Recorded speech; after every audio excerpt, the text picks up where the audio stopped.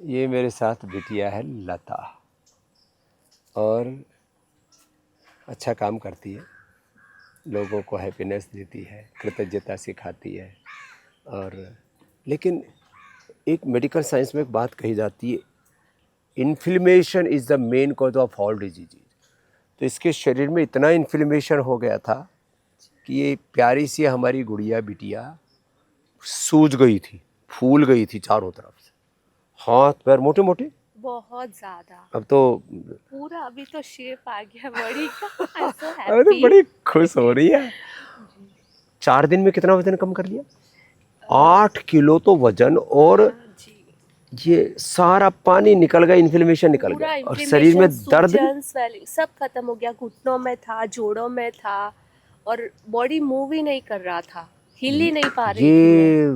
ये इन्फ्लेमेशन बड़ा खतरनाक है। अब ये कैसे दूर होता है? गोखल का तो पानी पिलाते हैं, गोखरू का पानी और सर्वकल्प लिया मैंने, मेदोहर सर्वकल्प, पानी लिया।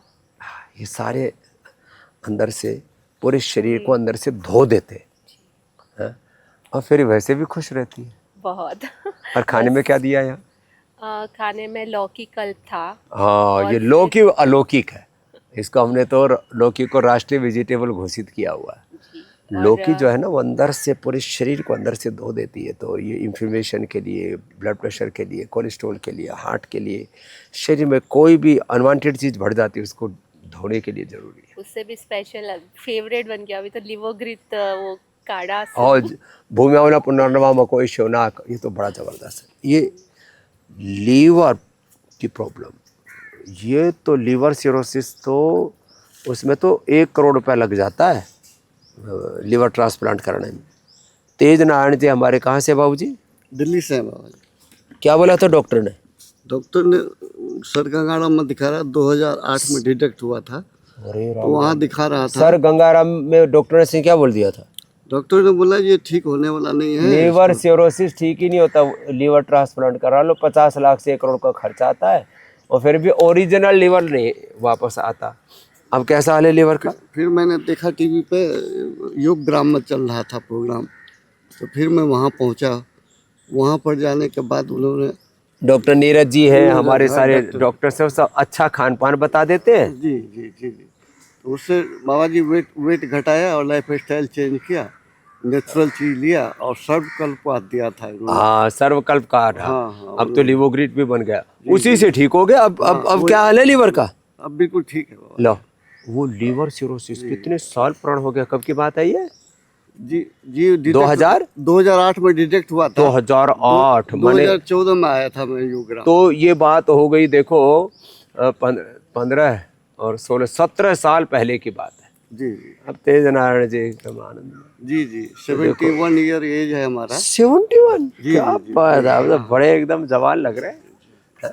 तो भाई देखो, चाहे लीवर सिरोसिस हो, फैटी लीवर हो, लीवर फाइब्रोसिस हो, किसी भी प्रकार का इन्फ्लेमेशन हो, लीवर किडनी फेलियर से लेकर के हार्ट फेलियर, लोगों का इजेक्शन फ्रैक्शन कम हो रहा है तो फिर तो पेस मेकर लगाओ, बाईपास, एंजियोप्लास्टी कराओ।